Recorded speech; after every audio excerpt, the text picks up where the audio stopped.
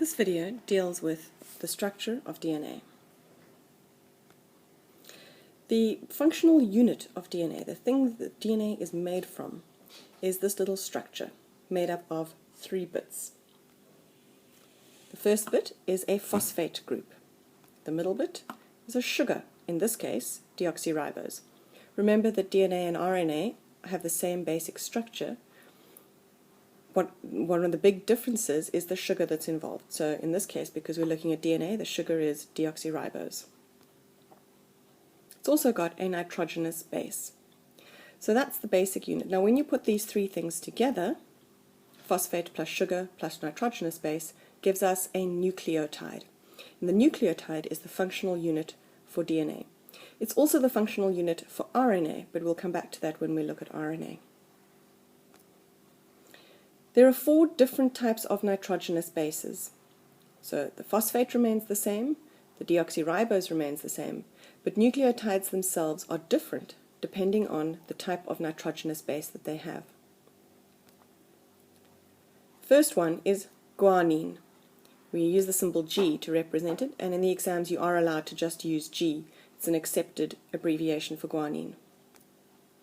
Then there is cytosine, which has the abbreviation C, adenine, which has the abbreviation A, and thymine, which has the abbreviation T.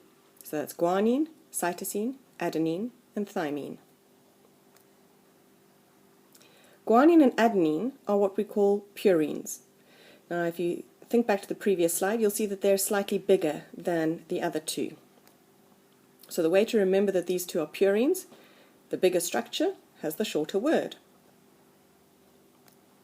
Cytosine and thymine are what we call pyrimidines. As you saw, they're slightly smaller, and so the small structure has the long word. That'll help you to remember it. So it's purines and pyrimidines. Now when we make DNA, we have to put these functional units together. And that joining together happens between the nitrogenous bases of adjacent nucleotides. G and C, guanine and cytosine, bond with each other, and A and T, adenine and thymine, bond with each other. And it always happens this way. The reason for that is so that we can maintain the distance between the 2 backbones of the DNA double helix. If we were to put cytosine and thymine together, we'd get a very short middle piece, a middle rung of the ladder. If we were to put guanine and adenine together, we'd get a very long piece in the middle, which would mean that the 2 ends of the nucleotides would be different distances from each other all the time, and therefore we couldn't have a nice double helix. How does that joining, how does that bonding between the adjacent nucleotides work? Through hydrogen bonds. These hydrogen bonds are very loose bonds, they're very weak bonds, which means that they can break easily, and that's an important feature that we'll look at when we look at replication of DNA. There are 3 bonds between G and C, 2 bonds between A and T. How are you going to remember this? If you think about your keyboard, the number 2 key on your keyboard has an @ symbol on it. At is AT, which is adenine, thymine.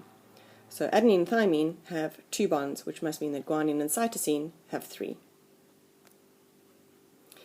Let's look now at a slightly larger piece of DNA. There is one nucleotide, the phosphate, the sugar, and the nitrogenous base, guanine. There's another one, phosphate, sugar, and in this case it's got adenine. There's number 3 and number 4. Notice how they're joined together. The phosphate group bonds to the sugar, and the sugar bonds to the phosphate. That's what forms the backbone. As I said to you, making sure that G always bonds with C and A always bonds with T keeps our bases in the right length so that the rest of the nucleotide can remain vertically above.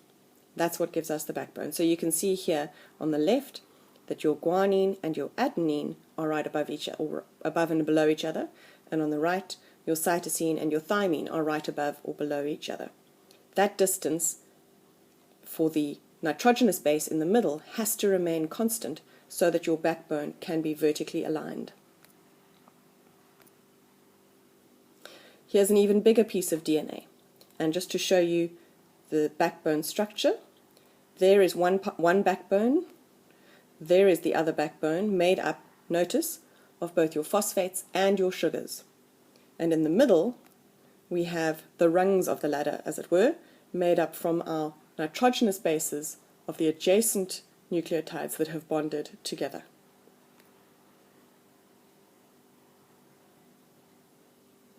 This DNA structure now is long enough that we can start twisting it in order to make the double helix.